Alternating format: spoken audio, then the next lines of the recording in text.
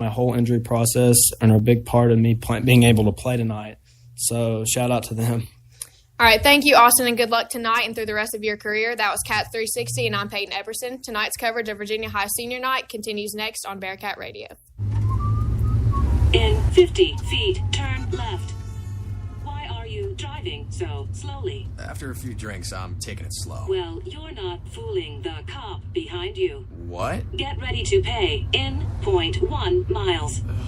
Getting pulled over for buzz driving could cost you around $10,000 in fines, legal fees, and increased insurance rates. Nothing kills a buzz like getting pulled over for buzz driving, because buzz driving is drunk driving. Brought to you by the National Highway Traffic Safety Administration and the Ad Council. Welcome back to the Sesco Group Insurance halftime report. Bearcats up 14-0 on the Richlands Blue Tornado. Maybe a score a lot of people might be surprised about, and we'll talk about it right now with Cofield Sports and Bearcat dad Doug Rose. So, Doug, what are some takeaways from the first half?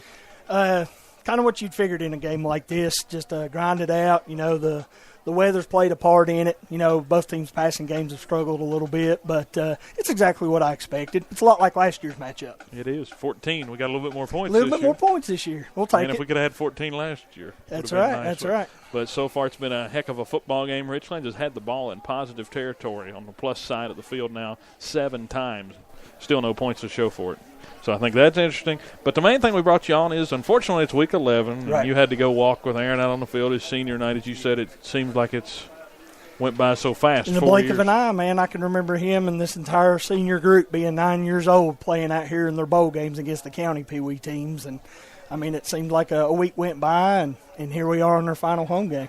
But boy, for a half so far, they're going to leave a legacy. We already know they're going to leave a mark here on this Virginia High football program, but what they could do tonight. We hadn't beat Richlands in 15 games. That's right, 15 straight losses, including 3 playoff losses. I researched that today. 3 playoff losses in the 2000s. Haven't beat them since 1999. Been a long time coming if it does occur tonight. Of course, still got another half to go in tonight's ball game. But, Doug, all right, so we're ahead right now. Right. Where does that put us? I have looked at the scores, and if the scores hold true right now at halftimes of all the games, we would be traveling to Grayson County next week. Right now, Grayson County's trailing Galax, which is good for Bearcat fans. It would be smarter to want to go to Grayson County because basically our other option would be to go to Graham, and everybody knows they're the hottest team in 2D right now. You don't ever shy away from an opponent, but I'd much rather play Graham in the regional championship game than I would in the first round. So right now, if everything ends the way the games are at halftime, next week we'll be in Grayson County and Richlands would go to Graham. And the rest of the playoff, basically that top 8 is set, I believe. Except for number 8. Number 8 is not set. It is a win-and-get-in scenario for Wise Central. If Wise wins, even though they will have 1 fewer win than Marion, they will get the 8th seed. If Wise Central loses, then Marion gets the 8th seed, regardless of how Marion's game goes tonight. That's the VHSL playoff point system for you. You have to have a PhD. And you've got it. You've earned it. I've worked hard to try to learn this system. It's tough, but once you get it, it's not that bad. So we're talking about, just overall Region D, but where would you put the strength of these 2 districts? I mean, when you're talking about the Southwest District, the Mountain 7, I know there's a lot of talk about Abingdon, but, they're 3A or whatever, but they've played well, against the big boys of 2D. Of course, you can always say that Abingdon's a big boy coming down and playing them, but they've played well. Where do you think the 2 districts are in relation to one another as far as who's the best? Top to bottom, and without any kind of bias, the Southwest District is the better district. Mountain 7's a little more top-heavy with the addition of Abingdon in the Mountain 7, but top to bottom, without a doubt, it's a Southwest District. But the good thing is there's been a lot of out-of-conference games between the 2 districts.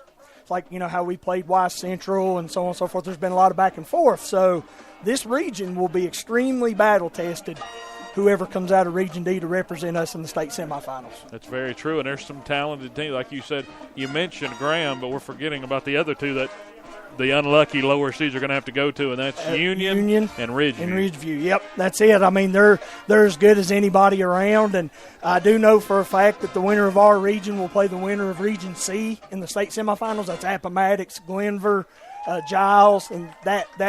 But I know whoever comes out of this district will be ready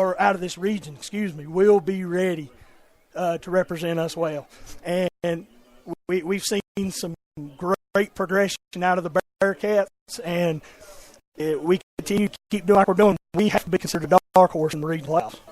So, Doug, our final little comment here for you, CofieldSports.com. You got a plug for those guys? It's going to be a busy week. There's going to be a lot of fun this week. Yes. Those guys do such a great job at CofieldSports.com. I got to mention some of them last week. Eugene Hilton, Brady Hess, Ryan Nye, who's here tonight in the Richlands section. We've got Seth Hurl, Brandon Sheets, Brian Owens, Zach Hilton, Michael Surratt with Abingdon. Those guys do such a great job, and we have somebody to go around and cover 3 or 4 games a week because eventually we want to get to the point where we have every school covered in our covered area. It's probably a year or 2 away, but I mean the group we have now is great. And if anybody's ever interested, you can find me on Facebook, Doug Rose or Eugene Hilton or I. If you're interested in something like this for Cofield Sports, please give us a snap and maybe we can work it out. It's always fun to get on there. When you get there. Absolutely. I've learned so much about this region as a whole this year by being with Cofield Sports. It's the most fun I've ever had for you being a sports fan. You used to be a man of the Bearcats. Now you're a man of the world. Now, yeah, I've stretched my reading out a little bit. It's been so fun learning about kids throughout the region. And if you love football, give us a shout out. Right. We'd love to have your help. One more for you. Region D, who gets out alive? Call me if you want, but it's going to be the Virginia High Bearcats. You mark it down. Region D get on a roll. Region D champs will be the Virginia High Bearcats, and I'll go out on a limb and I'll say that we will play the Appomattox Raiders in the state semifinals.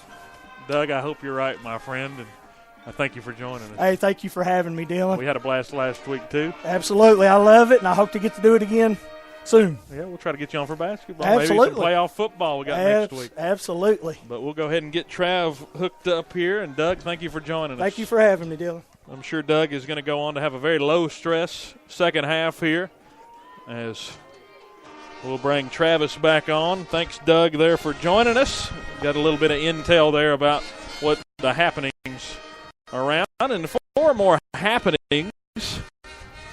We're going to go and get our regional scoreboard right now from Travis DeBusk. Let's take a look at some of the scores around the league. Around Southwest Virginia. First off, Grant's Marion, second quarter, 19-0. Here's the score. I think a little bit of a surprise. Lebanon leads Tazewell 22-0 there in the second quarter of that game. Thought that one would be a little bit closer. Chilhowie up 44-0 on Holston at the half. You have an update for us on PH Northwood. I don't have a score for their game, nor Lee and Abingdon. I can't get a score on that one yet either. Hey, listen to this. At halftime over on Crosstown on Battle Hill, Union 6, Battle 0. So the Trojans putting up a good battle there. 30-0 PH is up on Northwood. So. 30-0, the Rebels lead that game somewhere around halftime, I would imagine there. Northwood, tough week over there. Lost their coach earlier in the season, so got some work to do there to restore the roar with the Panthers. 30-0 that score. Wise Central trails Grundy 15-6 second quarter there. J.I. Burton leads Tommy Walker 14-0 second quarter. Galax with the lead on Grayson County 14-8 in the second quarter. And on the other side of town, our Tennessee High on the road in the first round of the TSSAA playoffs, 7-7. They're tied with South Doyle in the second quarter. You sound like an auctioneer saying TSSAA. So some stats from the first half. Again, TSSAA, where they think they know what they're doing, but we've seen this week 2 teams with 0 wins in the TSSAA playoffs. So we thought the VHSL had problems still. Yeah, we thought it was diluted on this side of the state. 45 teams in Tennessee with a losing record in the playoffs this year. Virginia High, let's go to and the no stats. play clock That's at true. Stone Castle. He's still on that, and we're in week 11. That's a problem. Let's look at some stats for you. Virginia High rushed the ball 20 times for 77 yards in the first half. More surprisingly, passing, we're 2 for 3 passing for 75 yards tonight. That's 152 total yards. And that one incompletion, was wide open down the middle of the field. If could Jamie be over 100, yeah. Yeah, if he could have just been about a yard shorter on that pass, that would have been 7 more points. Could you imagine that? 3 for 3 passing for 110 yards and a touchdown? Could have been the story. Rose ran for 26 yards, Thomas 56, the bulk of that being on the 40-yard touchdown run. that he had that gave the Cats a 14-0 advantage. Richlands rushing. They went 14 times for 46 yards. They've passed 18 times, 11 completions of those 18, 70 yards passing, 116 total yards for the Blue Tornado. It's not been moving the ball. It's been their problem. They've had a turnover, 2 missed field goals in tonight's game, and they've had perfect field position most of the night. Oh, yeah. They've started every drive except for one. 6 drives there in the first half. All but one of those drives up around the 50-yard line. And more importantly, Virginia High's held the bruising back Trey Brown to just 30 yards rushing in the first half. So we've seen this defense sort of regenerate as the seasons went along and get better each week. And we really saw them come out against Abingdon, took their lumps against Graham, but then they came back against Lebanon and Marion, and they've really been dominant. And tonight I think they're proving it yet again here against Richlands. I think they got to come out, stay strong here this very first possession, as always, though. And then you come out in the second half, this very first possession is going to be key. You know, you've held them that first half defensively. You played well. Come out here and hold them one more time. Keep the momentum in the Cats' favor, and we might get out of here with a win tonight. Be the first win over Richlands since 1999 if the Cats can do it. So it's been a long time coming. Just to put some perspective on that. Travis, what were you doing in 1999? That was a long time ago. Who can remember that? I was 4, so. I was a little bit older than that. A little bit, slightly older than that. So we're going to take a quick commercial break. Cats lead 14-0 over the Richlands Blue Tornado. We'll be right back. Alvin and the Chipmunks want to remind you to keep bacteria in food from making you ill with 4 simple steps. This will be a walk in the park. Clean. Wash hands and surfaces often. I'm waiting for the rinse cycle. Separate. Keep raw meats away from ready-to-eat foods. Yep. Cook. Make sure meat, poultry, and seafood is cooked to the right temperature. Fire in the hole! And chill. Refrigerate food promptly. Bingo! Check your steps at foodsafety.gov. Brought to you by the USDA, HHS, and the Ad Council. The road trip to food safety starts at foodsafety.gov. Hi, I'm Matt Kenseth. You don't have to be a race car driver to know that life can be full of drama. Some of it you can't control, like mechanical issues, high winds, and rain delays. But there's some drama you can skip. Skip the drama that comes with not having your high school diploma or equivalency. Find free adult education classes near you and finish your diploma. Visit finishyourdiploma.org. That's finishyourdiploma.org. You just need to take that first step and find free classes near you and leave the drama for the racetrack. Brought to you by the Dollar General Literacy Foundation and the Ed Council. Thanks for listening to tonight's game on Bearcat Radio. Remember that after the final whistle, all games are available for replay at Spreaker.com/Bearcat Radio. Okay, forest animals, kids are coming to the forest, and it's up to us to make their visit a good one. Sparrow, have you practiced the most popular bird songs for the year? Of course. Catchy. I like it. River, how's the temperature? It's a refreshing 52 degrees, man. I love it. Turtle. He's not here yet, man. He's late every morning. Okay. Squirrel. The forest has been preparing just for you. To learn more about cool things to do in the forest, visit discovertheforest.org. Brought to you by the U.S. Forest Service and the Ad Council. Adopt U.S. Kids presents Multiple Choice Parenting. You're bringing your daughter to her favorite pop star's concert. Do you A, wear earplugs? Isn't this fun, Dad? I have a soft pretzel. B, remember the moment with matching concert t-shirts. That's going to be $180. Or we can just take a photo. C, show her how you used to do concerts. We're going crowd surfing. I can't. It's too heavy. Oh, my God. Or D, just roll with it. Woo! Justin! Look at us! We're over here! Justin! OMG! He just looked. I love you, Justin!